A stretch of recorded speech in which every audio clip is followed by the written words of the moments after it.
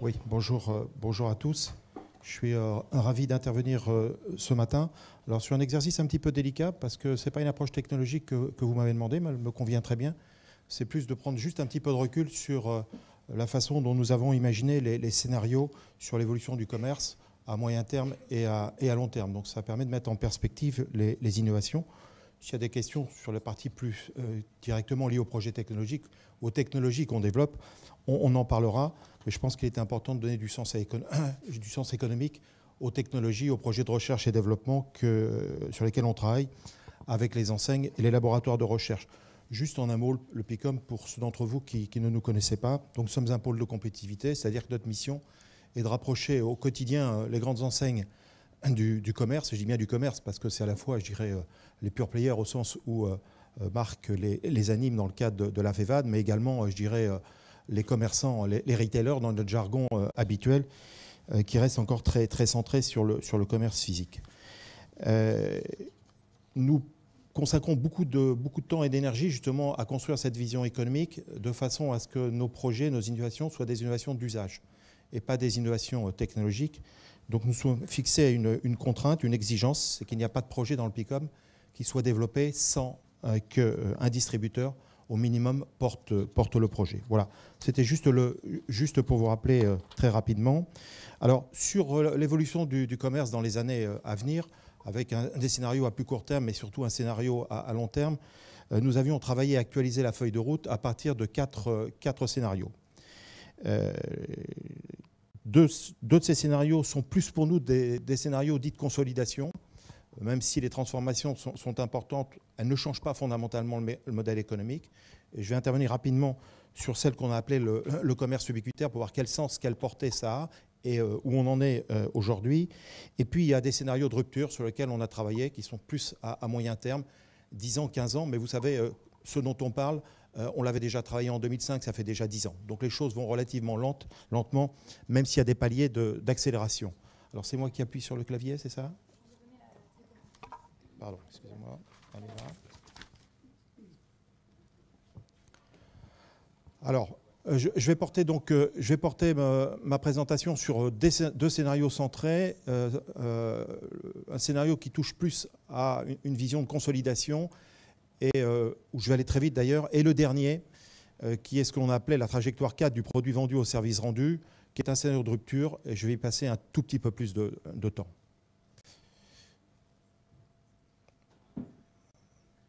Alors, je mets ça en support de mon intervention, je dirais ce petit support, parce qu'il résume assez bien ce qui, depuis 2005, est en train de se construire et qu'on opérationnise, je veux dire, dans les enseignes depuis finalement 3-4 ans, pas tellement plus.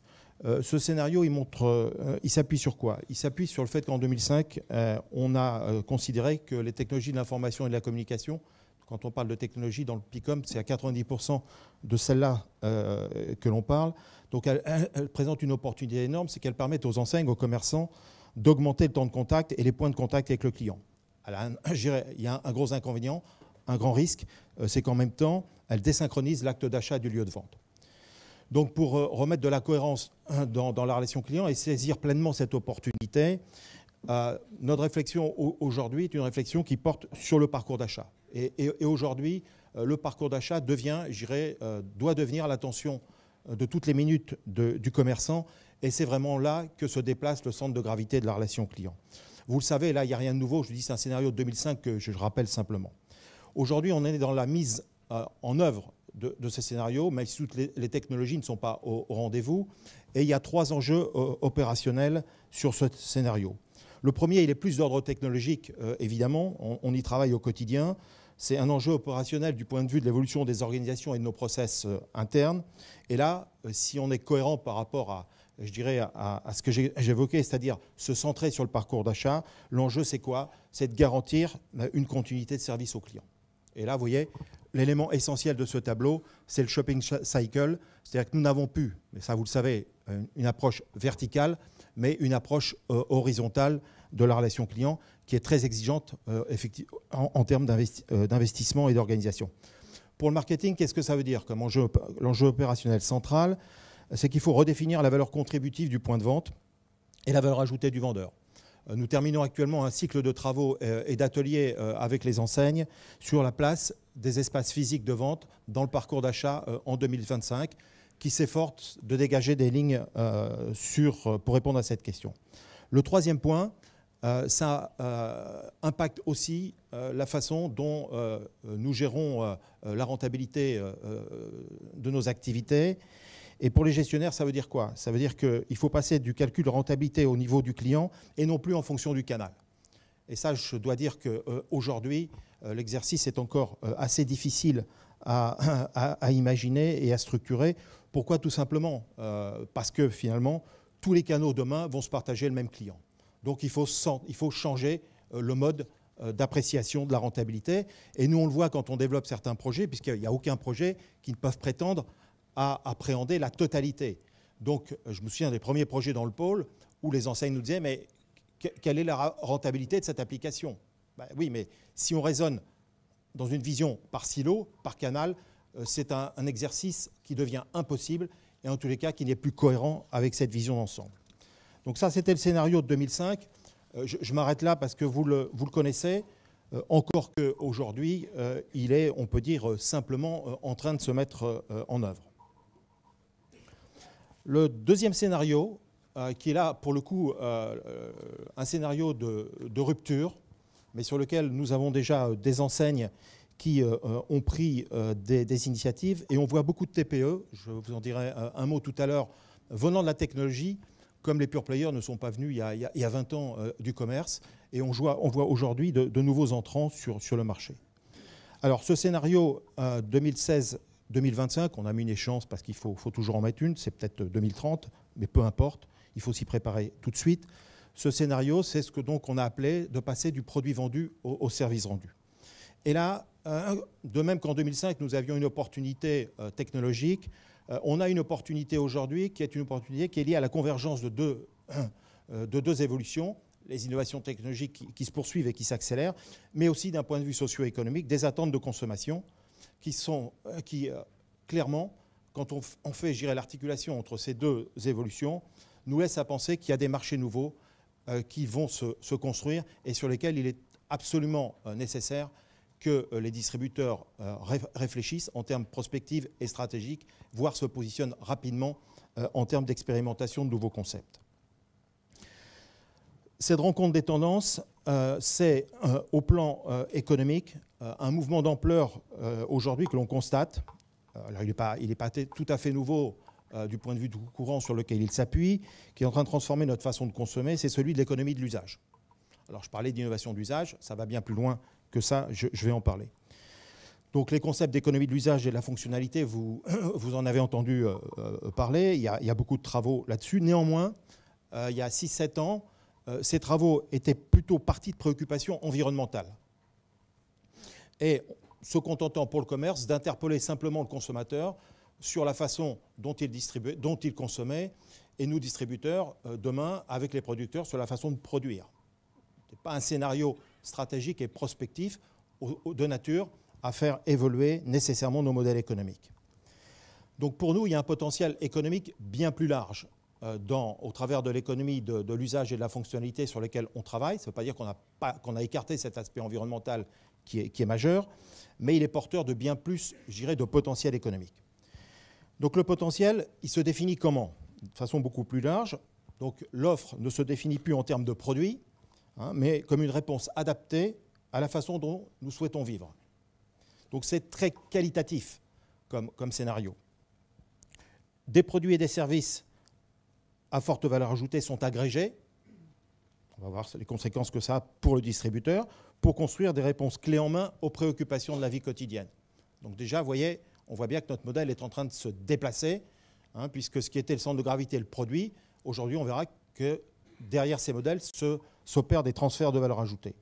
Et donc, une valeur ajoutée qui se déplace dans la chaîne de valeur du commerce vers le service, avec un nouvel acteur et un concurrent, un concurrent potentiel pour nous, distributeurs, si nous ne souhaitons pas aller vers ce type de scénario, que nous avons appelé le majordome de la vie quotidienne. Alors, il n'y aura pas un majordome, il y aura plusieurs majordomes. Le consommateur s'appuiera sur plusieurs majordomes. Cette réflexion, enfin cette vision prospective, Alors, excuse-moi, juste un instant. J'ai parlé de la vision économique, la vision technologique. La rencontre donc de ces deux tendances. L'un des éléments essentiels qui se confirme, et il s'est confirmé cette année au CES, mais on avait vu vraiment la rupture l'année dernière, les objets connectés s'annoncent comme le support d'une nouvelle façon de consommer dans les années futures.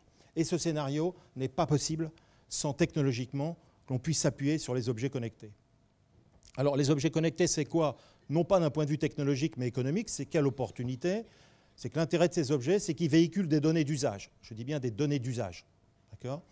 Ces données d'usage, elles nous apprennent, elles nous renseignent sur la façon dont nous vivons, dont nous souhaitons vivre au quotidien. Et je ne parle pas consommer, je dis bien vivre. D'accord ?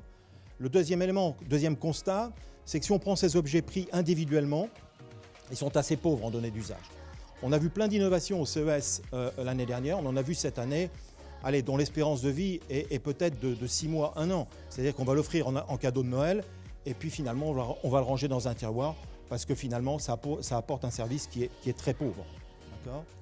Donc qu'est-ce qui est important et stratégique, c'est d'agréger les données d'usage, c'est-à-dire se donner la capacité de proposer en retour des services et de segmenter les marchés. Et je vous montrerai par quelques schémas comment ça se traduit.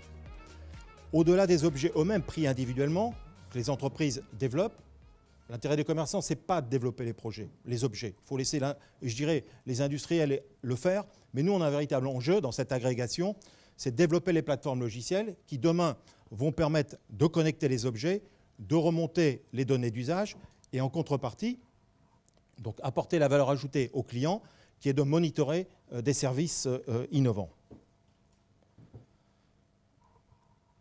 Ça, c'est la chaîne de valeur et le nouveau modèle économique sur lequel nous travaillons, pas seulement avec des enseignes, puisque nous serions en contradiction avec ce que je viens de vous montrer.